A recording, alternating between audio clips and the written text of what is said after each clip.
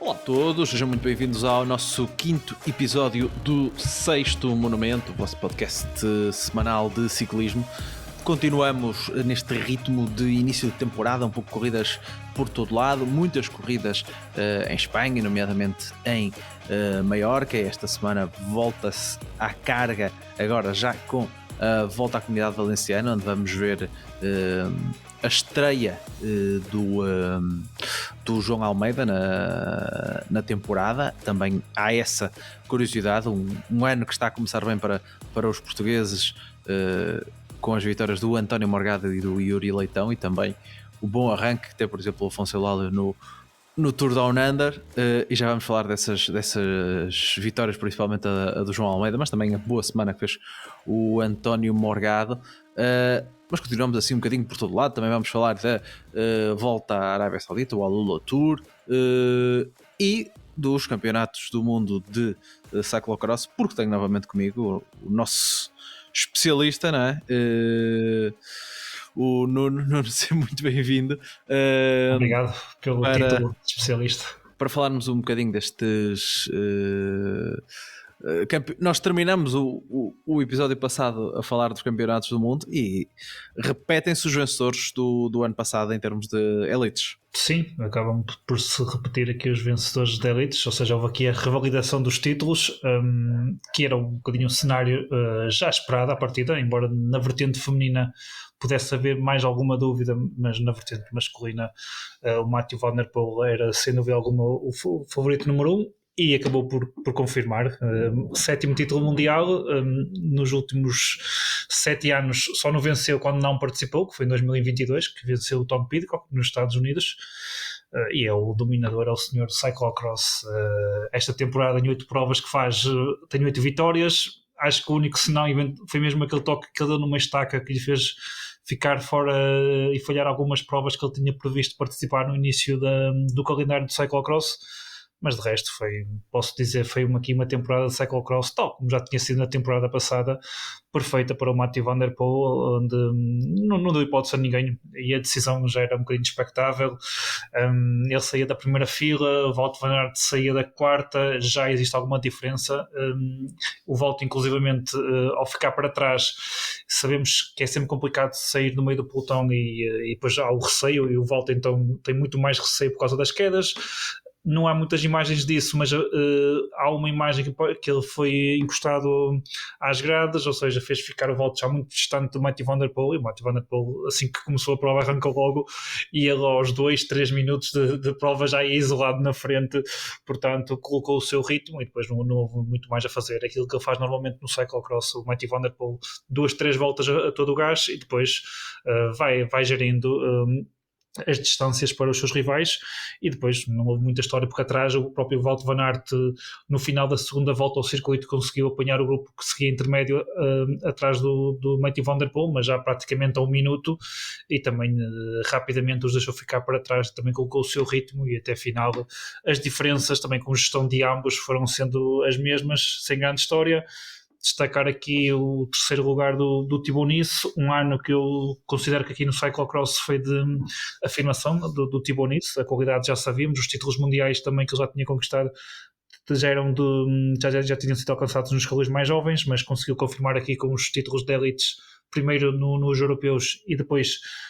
nos campeonatos belgas. Acusou-lhe se calhar um bocadinho a responsabilidade pós-título europeu e cometeu ali um outro erro nas provas seguintes, mas eu acho que foi aqui uma temporada muito boa que o Thibaut Nice faz, dando seguimento já a uma segunda boa metade de temporada que ele tinha feito na estrada em 2024, e acho que também aqui em 2025 será um dos protagonistas que vamos ter. Quanto à vertente feminina, era uma corrida mais equilibrada que eu tinha previsto, não houve uma luta a 3 como eu até achava que poderia acontecer, e um bocadinho semelhante ao que aconteceu no Campeonato da Europa, foi uma luta a 2, neste caso entre a Femme Van Empel e a Lucinda Brand.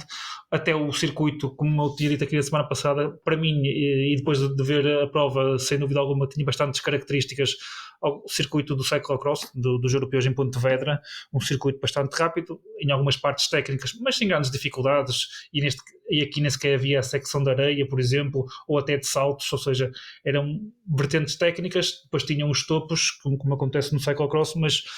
um circuito rápido e com a ausência de chuva não foi um circuito pesado, portanto a discussão ficou para o fim e a Femme Van Empel, que tinha uma maior ponta final, conseguiu gerir bem. Inicialmente a Femme Van Empel foi a primeira a mexer e a tentar deixar a Lucinda Brand para trás. Depois aconteceu o contrário, ele fez a Lucinda arrancar ali já antes da entrada na última volta, mas a Femme Van Empel nunca deu muito espaço e depois, após fechar esse espaço, ali no final acho que também prevaleceu um bocadinho a qualidade da Femme Van Empel e também estar numa fase de carreira diferente da Lucinda Brand, a própria Lucinda saber que se deixasse para o risco de meta, a Femme Van Empel tem sempre uma melhor ponta final e acho que isso acabou tudo de pesar, também algum cansaço. Foi pena, acho que a Lucinda Brand, como eu referi aqui na semana passada, esteve na forma da sua vida, faz uma excelente temporada no cyclocross, acredito que seja muito frustrante para ela não ter conseguido vencer, mas deu tudo e isso para o ciclista também fica de consciência tranquila, deu tudo, não conseguiu bater a Femme Van Empel e pronto, aqui a Femme Van Empel também, tal como o Mathieu Van Der Poel masculino, está aqui a marcar a sua era com 3 títulos mundiais consecutivos, tal como já tinha conseguido 3 europeus. Vamos ver se ela agora, nesta próxima temporada, por exemplo, se na estrada vai começar a confirmar ou não algumas expectativas elevadas que existem para ela, porque no que toca ao cyclocross, ela está aqui já num nível muito elevado e com a idade que tem, se calhar muitos outros títulos vai continuar a conseguir conquistar. Resta saber se ela vai mudar aqui um bocadinho ou não depois no futuro aqui a abordagem no cyclocross para preparar um pouco, talvez de forma diferente, o calendário da estrada, mas no que toca aqui aos mundiais foi uma prova feminina bastante interessante de acompanhar e disputada até ao final, enquanto que a prova masculina infelizmente não houve muita história porque o Sr. Mathieu Van Der Poel, assim que se isolou na frente com a vantagem que tinha, colocou o seu ritmo e, como nós bem sabemos, não há nada a fazer. Portanto, é assim, ele gosta de estragar o espetáculo, mas é muito bom,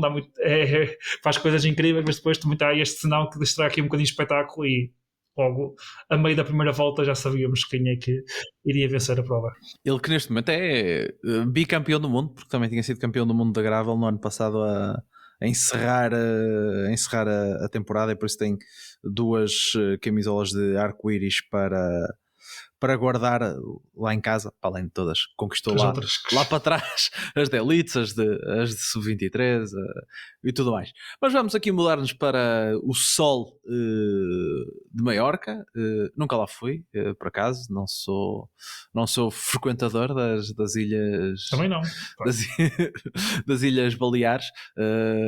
mas é um destino muito escolhido neste início de temporada, exatamente por esse bom tempo, se bem que não foi propriamente uma semana de bom tempo, até houve uma das clássicas que foi anulada porque os corredores meio que decidiram que estava muito perigoso, já tinha havido muitas quedas. Aqui sempre, quando estas coisas acontecem assim, causa muita entropia entre os corredores e a organização, mas vamos falar já disso, mas dar aqui, deixa-me ver se eu não me perco, porque são várias clássicas, dar aqui o detalhe a todas. 5, não contando com aquela 4, contando com a que foi anulada. Troféu Calvia, vitória para o Jan Christens. Troféu César Salines, vitória para o Marijn van den Berg. Depois o troféu Serra Tramontana, vitória para o Florian Stark. Mais uma vez falamos muito da Tudor na semana passada e venceram novamente. Depois o troféu Andrade Spolensa foi o tal que foi anulado. E Nuno, fechamos a semana da melhor maneira com a vitória de Yuri Leitão no troféu Palma, batendo o Stanislaw Anilkovski e o Erland Bilka, ele que surpreendeu os sprinters os favoritos seriam provavelmente Girmay, Varen Skjold, também Demar. Ele lançou-se na última curva, saiu. Houve um corredor que saiu na frente dele, já não me lembro quem era, que não arriscou tanto como ele arriscou, lançou-se e só terminou na meta. Nós comentámos até, isto foi quase como um ataque para dar uma volta aos adversários na pista. Exatamente, fez-nos lembrar os belos momentos que ele já nos ofereceu, nomeadamente nos Mundiais e em Jogos Olímpicos. Olha, acho que até excluindo essas vitórias na pista, foi provavelmente, se calhar, das vitórias mais importantes e das mais bonitas que o Yuri teve na estrada. Porque Sim, ele faz... ele tinha acho que uma vitória numa volta à na volta Croácia. à Grécia também, já tinha vencido há 2 anos, salvo erro, e é talvez aqui, possivelmente na estrada, a vitória mais importante, com um bom pelotão, um pelotão superior, por exemplo, a essas provas onde ele já tinha conseguido algumas vitórias aqui pela carreira rural. E o que é certo é que ali naquele final ao sprint, aqui neste troféu que nós tivemos, ele parecia que vinha se calhar demasiado bem posicionado ali à entrada do último quilómetro,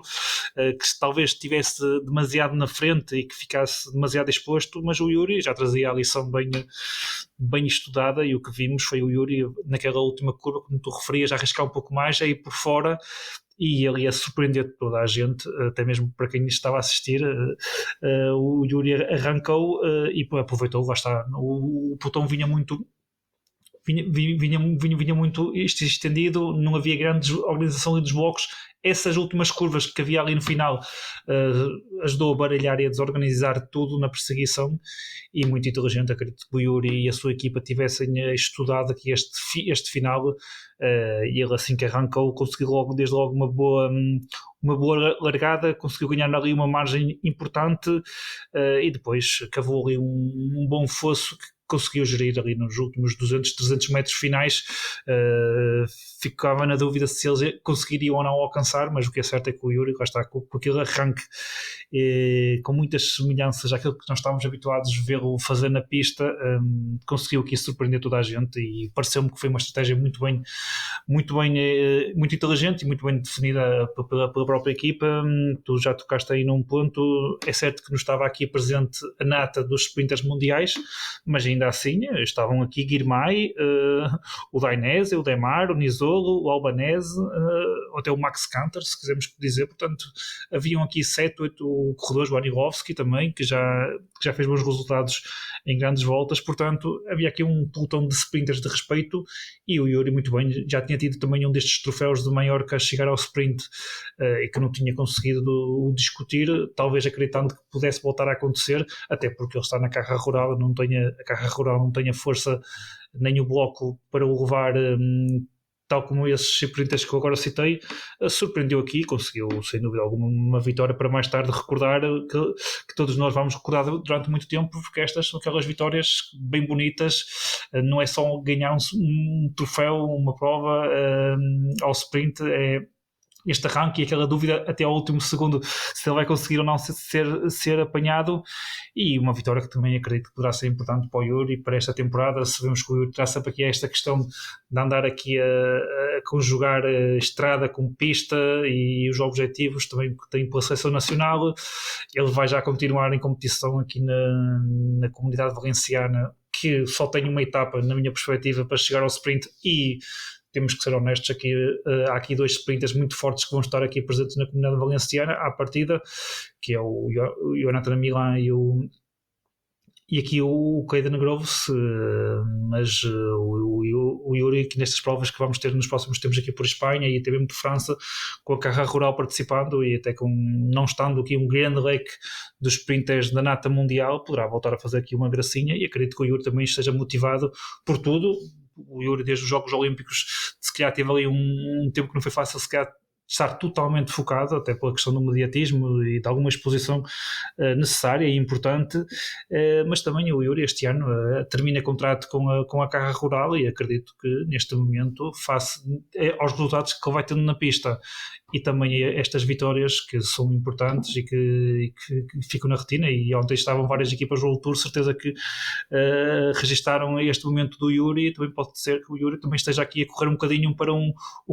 talvez o contrato da sua vida, e para poder, quiçá, entrar numa equipa do World Tour. E nós sabemos que há equipas do World Tour que têm alguma tendência a contratar corredores portugueses, daqui ao lado em Espanha. Portanto, o Yuri já corre no pelotão espanhol, já é um nome conhecido, e acredito que possa existir essa abertura, e também para o Yuri, para esta temporada aqui na estrada, também alguma motivação extra para tentar conseguir aqui um bom contrato fruto destes últimos resultados que ele tem alcançado e até mesmo fruto de algum e de muito e bom reconhecimento que o Yuri tem tido também do ponto de vista mediático em Portugal e não só. Mas a semana para os portugueses, digamos que as esperanças eram outras, não é? Na vitória, porque depois do que António Morgado fez nas clássicas de Valência, ele participava com uma grande expectativa nestas clássicas, porque haviam vários dias que eram ao seu estilo. Ele até começou muito bem com o terceiro no Troféu Calgary, tendo em conta que o vencedor foi o seu companheiro de equipa, Jan Christensen. Jan Christen, não se pode pedir muito mais, mas a sua grande aventura foi mesmo no Troféu Serra Tramontana, onde ele tentou emular o seu chefe de fila, Tadej Pogačar, não é? Com um solo na parte final, mas não deu, nem todos são Pogačar. Acabou por ser apanhado e no final a vitória foi para o Florian Stark da Tudor, mais uma vez a Tudor em bom nível. Tínhamos falado deles por causa da vitória do Mark Hirschi na semana passada, e como eles podem ser uma boa equipa agora com o Hirschi e com Alaphilippe, mas também este alemão Stark vencer nesta corrida espanhola, que ficou também marcada pela chuva, que dias mais tarde ia mesmo levar a anulação de uma das clássicas. Sim, podemos dizer que foi talvez aqui, tu já resumiste bem, o António tinha aqui nestes Challenges Maiorca 2 ou 3 troféus que se enquadravam bem dentro das suas características. Já referiste o Calvia, que pronto, esteve aqui um bocadinho devido à vitória e hoje do seu colega do Jan Christen, e também ter sido uma prova muito mexida, e depois a partir do momento decisivo foi quando o Jan Christen conseguiu estar no grupo da frente. O António, a partir de trás, como é óbvio, não podia assumir a perseguição ao seu colega, ainda assim no final a solo, e já quando o Jan Christen tinha arrancado ali praticamente à entrada do último quilómetro, ele também depois conseguiu ainda chegar a esse trio da frente, ou pelo menos aos outros dois que tinham sido largados pelo Jan Christen, e conseguiu fechar ali ao sprint o terceiro lugar. Mas sem dúvida que aquele destaque foi o troféu Serra Tramontana, que foi quando ele faz aquele ataque. Não sei se foi a Pogačar ou não, que é certo, que é por isso que uma pessoa gosta do Morgado e queremos que o Morgado seja isto, seja o classicómano que nos falta, porque isto é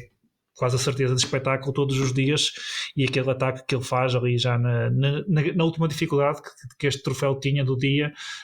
na subida final ali já perto do fim,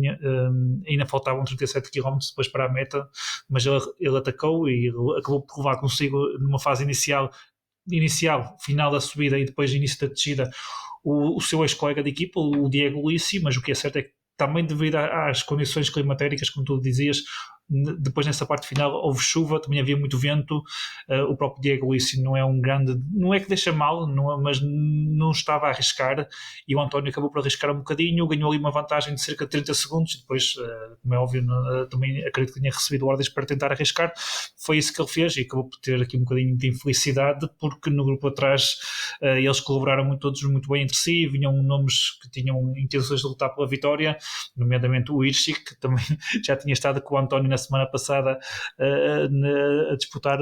provas, e o Jonas Barrenet, o próprio Diego Ulissi também, que depois juntou-se nesse grupo. Ou seja, era um grupo que havia ali muitos interesses, e depois eles colaboraram muito bem entre si, e os 30 segundos que o António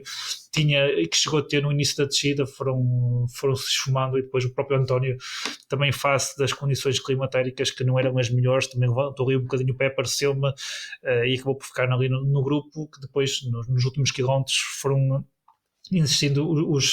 os ataques que é normal acontecer nestas situações. Tu já referiste, o Florian Stark depois acabou por arrancar ali a 3 km, e aconteceu aquilo que muitas vezes acontece: os outros corredores ficaram a olhar uns para os outros, ninguém quis perseguir, e depois, quando eram por eles, já tinha aqui cavado uma diferença importante, e depois a vitória ficou entregue. Ainda assim, nesse dia, aquelas coisas que eu acho sempre muito importantes, o António acaba por fazer um 6º lugar. No final da época, nenhum de nós vai dizer o António naquela prova dos Challenges de Maiorca, naquele troféu, fez um 6º lugar, mas ainda assim são aqueles pontos World Tour, o UCI, que são sempre importantes, e é sempre no final da época, quando andámos para umas estatísticas, ainda para mais numa equipa como a Emirates, aqueles top 10 que nós vemos que eles fazem inúmeras vezes, sempre vão ver que o António que é um corredor muito regular, um bocadinho como acontece com o João nas provas por etapas. O António fazer isso aqui neste tipo de troféus, de provas por um dia, também me parece muito interessante. Fiquei com pena da etapa de sábado, da prova de sábado, que foi cancelada devido às condições climatéricas, que também eventualmente também poderia ser uma prova para o António. Não sei se ele iria acusar ou não o desgaste desta ousadia de sexta-feira, mas também seria um troféu que teria aqui umas boas características para o António, visto que depois os outros 2 troféus em teoria seriam disputados ao sprint, e foi assim que foi. O Yuri Leitão venceu no domingo e o Marvin Van den Berg tinha vencido o troféu de quinta-feira. Sim, o sucesso Salantes, quando batendo o Torregis, e sendo que nesse dia, por exemplo, até o Binyam Girmay, que também se calhar era em teoria à partida se calhar o favorito para estes 2 troféus em chegadas ao sprint, também acabou por fazer só o 4º lugar, tendo sido um pouco fechado, e neste dia o Yuri tinha feito o 15º lugar, e que foi na sequência daquilo que eu falei agora há pouco, que pareceu-me, lá está, inteligente, um bloco de sprinters que tinha aqui alguns corredores para fazer um comboio. A Carra Rural, podendo ter esses corredores, não tem o mesmo nível nem a mesma qualidade, e muito inteligente aquilo que ele fez no domingo e a vitória que conseguiu. Mas quanto aqui à prestação do António Morgado, se calhar não aconteceu a vitória que eu até, sou honesto, acreditava, mas voltou a dar aqui muito bons indicadores, e acredito que o António vai ser protagonista destas próximas provas que vai participar, porque ele está em boa forma, e até aproveitando também o facto de alguns nomes importantes e mais fortes e com mais peso no pelotão ainda não estarem em prova, poderá voltar aqui a chegar às vitórias. Para olharmos também outra prova que aconteceu, o Alula Tour, tu destacaste muito bem que era a estreia de Thomas Pidcock pela nova equipa, e ele começou da melhor maneira, não é? Venceu a corrida, venceu as 2 etapas decisivas. Houve muita discussão, não é? Porque a discussão, o debate, porque foi de facto a estreia dele pela nova equipa, é logo a vencer, mas muita gente também a pôr em causa, porque o nível desta corrida, porque era uma corrida só 2.1, e alguém lançou para esta estatística cá para fora que desde que se estreou no World Tour pela Ineos em 2021, o Pidcock só tinha feito uma corrida 2.1, que foi o Tour dos Alpes Marítimos e do Var. Logo foi a primeira corrida que ele fez, logo no ano de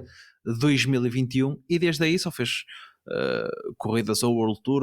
ou Pro.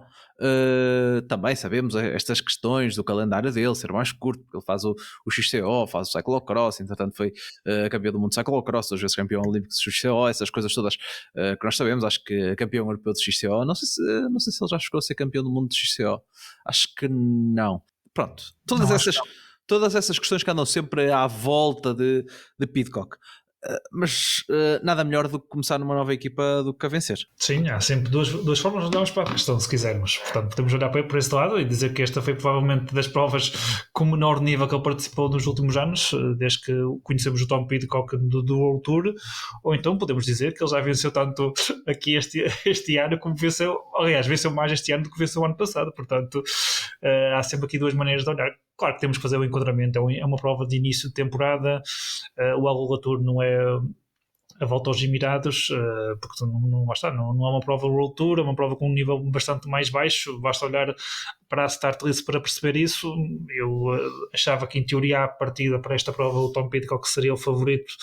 mas há sempre aquela questão do início de temporada, a que nível que ele se vai apresentar ou não, se ele já quer entrar forte na prova ou se vai querer deixar mais para a frente quer vir fazer apenas alguns quilómetros para ganhar ritmo para a época. Mas o que é certo, o que acabou por acontecer também numa prova que até tinha características mesmo à sua maneira, o Pidcock nas 2 chegadas que teve, 2 topos praticamente, embora a 4ª etapa que ele vence já não foi propriamente na fase, ele faz a diferença na parte do topo, mas depois a chegada não foi propriamente em alto. Nos quilómetros que se seguiam. Eu vejo aqui as coisas de 2 maneiras, ou seja, há essa questão que é inabalável, e vamos ver como é que poderá ser o nível do Pidcock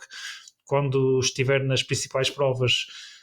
e eventualmente deparar-se com o facto de se calhar agora não ter uma equipa para o poder ajudar ao nível que tinha na Ineos. No entanto, eu acho que estas vitórias são importantes porque dou aqui desde logo confiança ao próprio Tom Pidcock, que eu acho que ele tem ali um bocadinho de desconfiança em face deste processo de saída da Ineos. Também ele não teve, só teve uma vitória. É certo que o Pidcock, as poucas vitórias que tem até são vitórias importantes, mas o Pidcock só teve uma vitória na temporada passada, e eu acho que isto no ciclismo é um bocadinho como no futebol, é o avançado marcar os golos para ter confiança. No ciclismo é as vitórias para o corredor ter confiança, e isto ajuda a entrar da melhor maneira e dar aqui um elan ainda maior ao Tom Pidcock. E depois também em face disso à própria equipa, que depois vimos que a própria equipa ainda conseguiu vencer aqui mais uma etapa ao sprint com o Moschetti, com o sprinter italiano, e tudo acaba por ajudar. O Pidcock terá participado neste tipo de provas um bocadinho um nível abaixo do que é o nível dele. Para mim o nível do Pidcock é o nível World Tour do mais alto que existe, mas estando aqui num pelotão mais intermédio, mais até continental, o Tom Pidcock também não pode desperdiçar estas oportunidades, porque o Pidcock na equipa tem um salário de 2,7 milhões. Eu não sei qual é que é o orçamento da equipa, mas acredito que isto aqui deve ser, não digo metade, mas quase um terço o salário do Pidcock. O orçamento da equipa para o ano seja só para pagar o salário do Tom Pidcock. Portanto, ele também tem aqui responsabilidade e não pode defraudar, e não pode encarar estas provas só com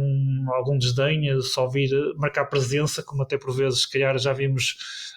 noutras circunstâncias outros corredores fazer, até mais a pensar em eventuais prémios que a equipe poderá receber pela presença, mas não tanto preocupados com a parte desportiva. Acho que há aqui uma conjunção das duas coisas, a parte financeira, depois também aqui a parte desportiva, e o Pidcock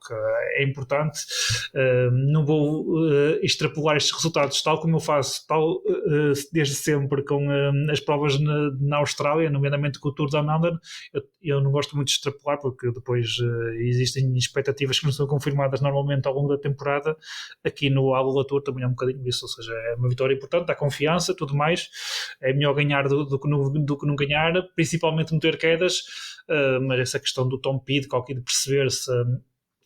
qual o benefício ou não, ou qual o prejuízo da sua mudança para aqui a 36,5, acho que só quando começar as principais provas que o Pidcock vai correr aí é que nós vamos começar a ter uma noção das mesmas, porque o Pidcock dentro em breve vai surgir na Strade Bianche, nos terrenos adriáticos, nas San Remos, e aí é que vamos conseguir ter uma ideia do Pidcock, do que poderá valer aqui na Q36,5. No entanto, para mim, eu acho que é sempre positivo e há essa questão, mas eu ressalvo aqui que o importante e o que eu destaco são as vitórias, e as vitórias dão confiança, e acredito que o Pidcock, após esta prova, está muito mais confiante do que o que estava à partida, ou do que eventualmente se começasse aqui a temporada numa outra prova, já com um pelotão se calhar um bocadinho mais forte, talvez pudesse não conseguir alcançar a vitória, e quanto mais tempo demorasse esta vitória a surgir, quase de certeza que iam começar a surgir aqui as questões do Pidcock, porque o Pidcock, este contrato que ele tem aqui nesta equipa não é algo muito usual que nós vemos no pelotão. Chegámos a ver isso um pouco quando foi o Mathieu van der Poel, quando chegou ao World Tour, que tinha assim um salário muito elevado, mas é algo que nós não estamos habituados a ver. Os salários costumam ser bastante equilibrados dentro do plantel, dos orçamentos, e quando há assim um corredor que tem efetivamente um peso maior, tem que responder, e o Pidcock corresponde. E eu acho que o Pidcock, à sua maneira, não tendo uma equipa do mesmo nível, e acredito que vai sentir isso e que poderá prejudicar, eu acredito que o Pidcock este ano vai conseguir bons resultados ao longo da temporada, até beneficiando pela primeira vez do facto de não ter andado também a fazer o cyclocross. Ele não faz prova nenhuma este ano, portanto até poderá ter aqui menos algum desgaste. Eu sei que o Pidcock, tal como o Van Aert, o Van der Poel, eles referem muitas vezes que para eles é mais fácil andar no cyclocross do que a fazer treinos e estágios de pré-temporada por Espanha. Eles preferem ir ganhando ritmo assim, mas também acho que também temos de ser honestos, e a partir de uma segunda metade da temporada,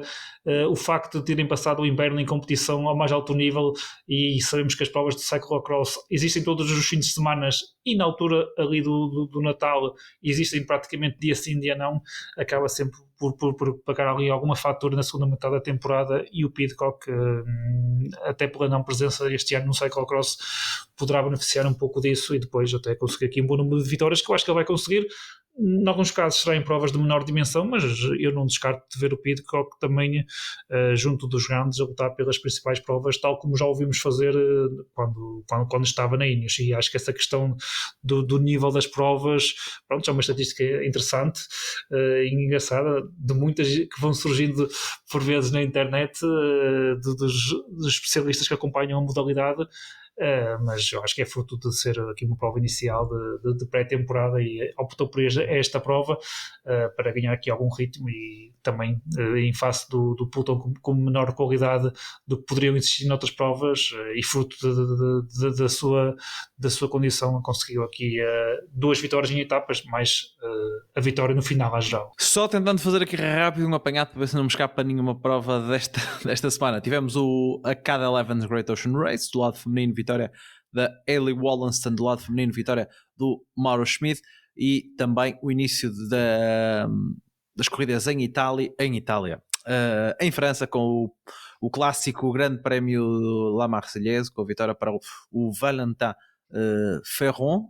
e acho que não deixei passar nenhuma. Houve também as Surf Coast Classic. Hayley Wollenston venceu a feminina e o Tobias Lund Andersen, o ciclista dinamarquês da Team Picnic Post-NL, venceu a masculina. Para esta semana, Nuno, vamos ter, como eu já disse, talvez o destaque para nós, com a estreia do João Almeida, a volta à comunidade valenciana, seja a grande corrida desta semana, se bem que temos também o UAE Tour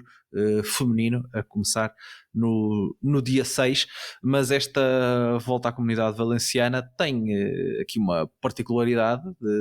num percurso para apenas 5 dias, eles fazem um contrarrelógio coletivo de 35 km logo a abrir. Estão ver o contrarrelógio coletivo já não é comum, de 35 km ainda menos. Onde estão os críticos do contrarrelógio? E depois temos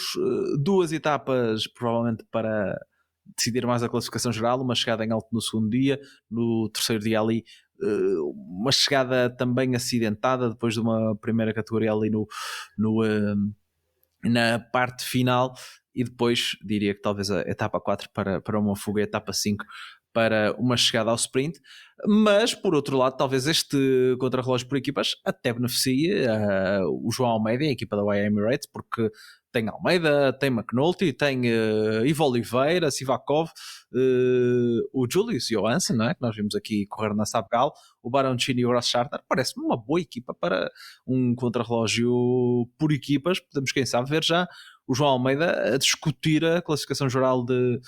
uma corrida na sua estreia no ano. Sim, concordo contigo. Aqui este contrarrelógio por equipas calha muito bem aqui ao João Almeida, porque nós sabemos que a Emirates nos últimos anos fez um grande trabalho no contrarrelógio e podemos dizer que se tornou a equipa número 1 na especialidade, visto que nos últimos 2-3 temporadas tem sido vários os corredores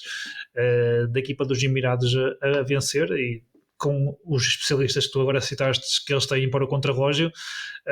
acredito que sejam os candidatos número 1, exceto que aqui a Lidl Trek também traz aqui o Matthias Vasek e o Dano, que também são 2 muito bons roladores. No entanto, olhando aqui ao bloco em si, a Emirates tem aqui mais corredores que me parecem com especialidade no contrarrelógio para poder fazer a diferença e permitir que aqui o João Almeida, imaginando que será o João aqui a discutir e a ser o líder e o número 1 aqui da equipa, que vá no final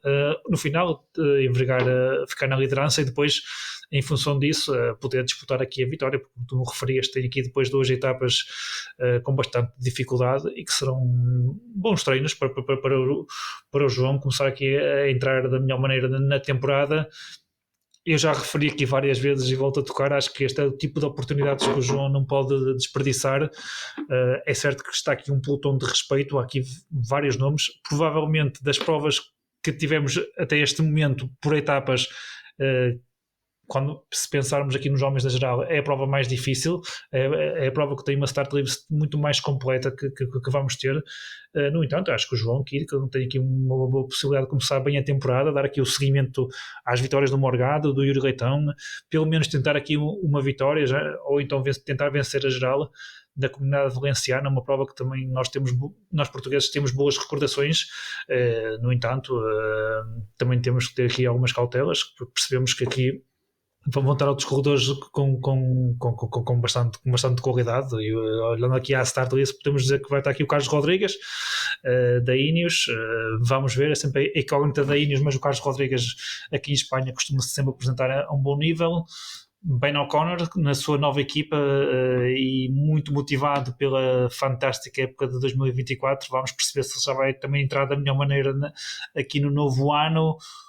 Por exemplo, aqui na Red Bull Bora temos sempre o Vlasov, que acho que já é tradição aqui no nosso podcast. No início do ano falarmos do Vlasov, sempre que participa nestas provas espanholas, o Vlasov está sempre na disputa ou pelas etapas e pelas classificações gerais.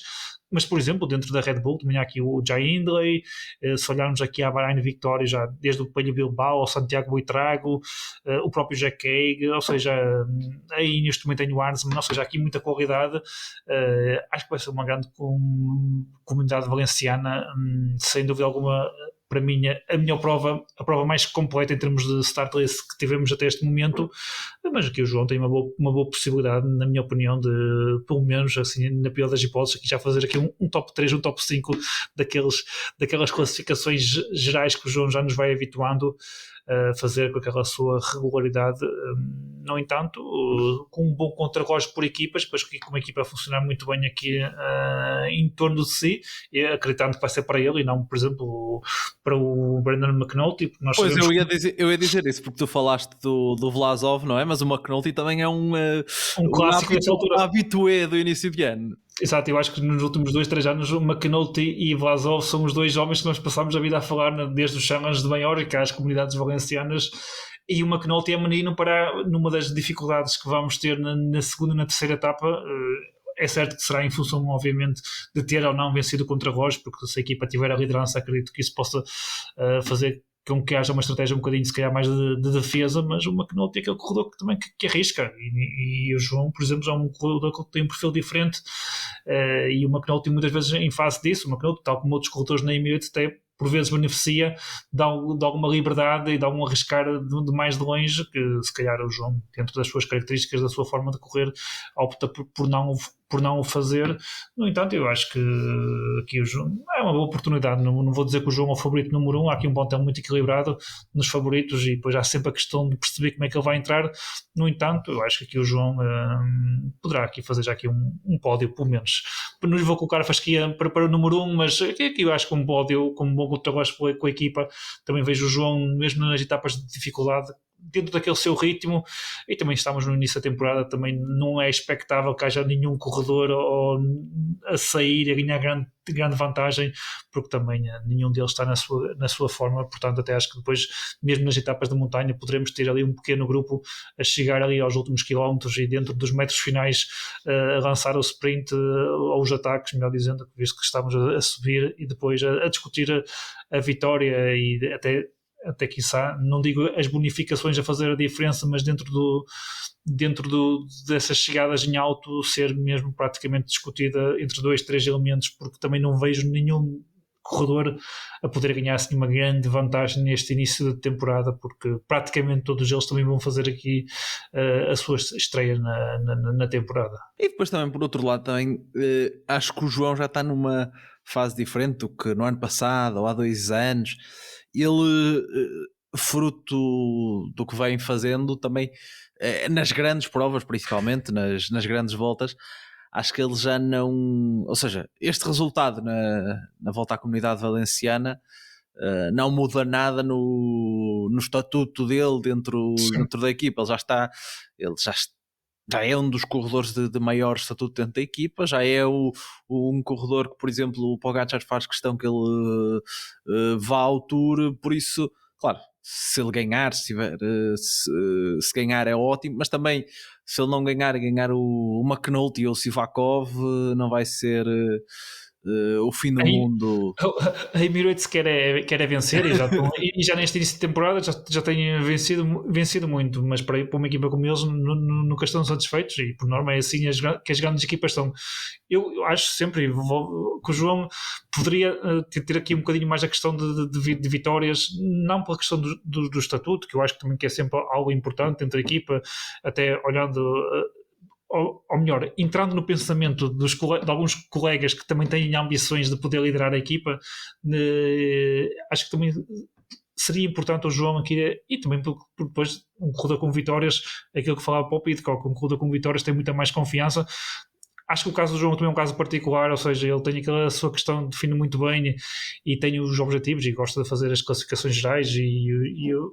os pódios e a regularidade, e se calhar para eles isso também é muito importante. No entanto, eu acho que também sempre que tem esta possibilidade, também fazia falta ali o João um bocadinho picar um bocadinho mais o ponto. Mas com tudo eu concordo contigo, ele já tem o seu estatuto, quer dizer, faz um terceiro no giro, faz um quarto no Tour, o que seria fazer melhor do que isto? Portanto, melhor do que isto praticamente seria só vencer uma dessas grandes voltas, e para as vencer as grandes voltas sabemos bem quem é que a equipa tem para vencer, portanto não é tanto por aí uma questão de estatuto. Acho que até às vezes fazia falta para dar aqui um bocadinho um erro extra ao João, mas isso somos nós portugueses que queremos sempre que os nossos vençam um bocadinho mais que os outros. Nuno, só dizer, tinha falado do AE Tour feminino, é um percurso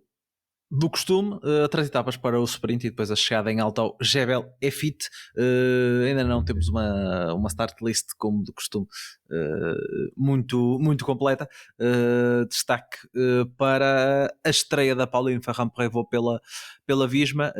e a UAE também com a Elisa Longo-Borghini, a francesa de já, com a Juliette Labuse. Por isso, do que temos até agora, são estes os nomes principais, numa semana em que a UCI decidiu acabar definitivamente com aquela história do monóxido de carbono. Está proibido, já ninguém vai ter esquentadores nos hotéis nas concentrações, já pode toda a gente trocar para caldeiras, para termoacumuladores, que é mais seguro. Nuno, diz-me. Só uma nota final, acho que até foi a nossa colega, acho que foi a Sofia exatamente que referiu aqui no grupo, ou seja, realizaram-se este fim de semana os nacionais de pista em Portugal, mas parece que aparentemente aqui a mudança que houve aqui na Federação Portuguesa de Ciclismo para já ainda não é muito evidente, porque em face do relato que veio a público, por exemplo, da parte da Top Cycling, apenas houve uma comunicação da Federação Portuguesa de Ciclismo relativamente a estes campeonatos, e foi já no domingo à noite, depois dos mesmos terem acontecido, e conforme nós fomos vendo, quem acompanha, quem segue os corredores, eu sou um deles, eu fui acompanhando e sabendo que existiam os campeonatos nacionais através das redes sociais, nesse caso do Rui Oliveira e da própria Daniela Campos, e portanto aqui um apontamento que a Federação mudou, mas aqueles erros que nós sempre fomos vendo os corredores apontar, e muitos deles no momento em que infelizmente cedo demais abandonam a modalidade,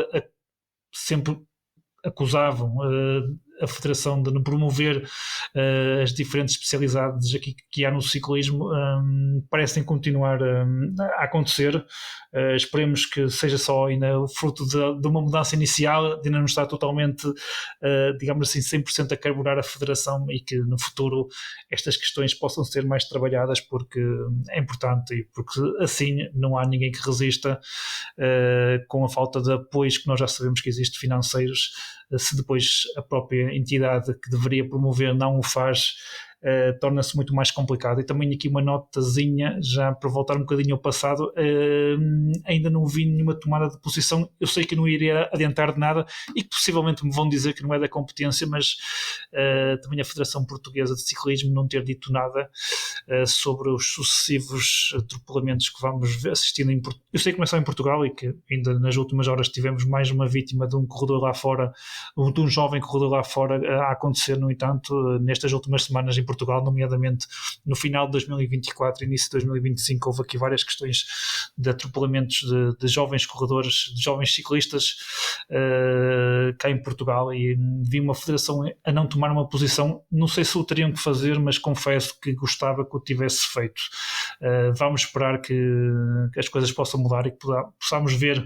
um bocadinho uma Federação Portuguesa de Ciclismo mais ativa em prol da modalidade. Isto é uma crítica construtiva, atenção. Até porque, não estamos a falar de uma federação que agora é talvez liderada por uma das figuras mais conhecidas dos anos uma referência do século XXI do ciclismo nacional, que é a nossa geração de Barbosa. De 90 e também a de 80 viveu muito o facto do Cândido Barbosa. Toda a gente sabe em Portugal, pode não acompanhar muito ciclismo, mas toda a gente sabe quem é o Cândido Barbosa, e até conseguem descrever muitos deles as aventuras que viram para o Cândido tentar ou não vencer a volta a Portugal. Portanto, esperámos um bocadinho mais também por ser o Cândido. Ele que não leva mal isto que nós estamos a dizer. Acredito que ele próprio saiba os enormes desafios. O próprio Cândido tem o seu filho também na estrada, portanto sabe bem o que é a dificuldade de ter uma carreira no ciclismo e o que é difícil para os corredores colocarem, neste momento acho que é assim, colocar quase a sua vida em causa quando vão treinar, porque está muito agressivo. Esta é a visão que eu vou tendo a estrada portuguesa está muito agressiva, portanto é uma das que não pode resolver todos os problemas, certamente, nem acredito que tenha competência nem estrutura para tal, mas acho que pode haver um bocadinho uma opinião um bocadinho mais forte, mais vincada em alguns momentos, desde logo na defesa e na promoção da modalidade, e também do ponto de vista público, até com as entidades responsáveis, alertar para estas situações que vão acontecendo. É apenas uma nota que eu deixo aqui no final do episódio. Nuno, voltamos para a semana, veremos com mais vitórias portuguesas, por isto anda-nos a habituar mal a este ritmo de uma por semana. Veremos o que é que nos reserva a próxima semana, e depois disso já temos ciclismo em Portugal novamente, é verdade. Com a clássica da Figueira já daqui a umas semanas. Um abracinho, até para a semana.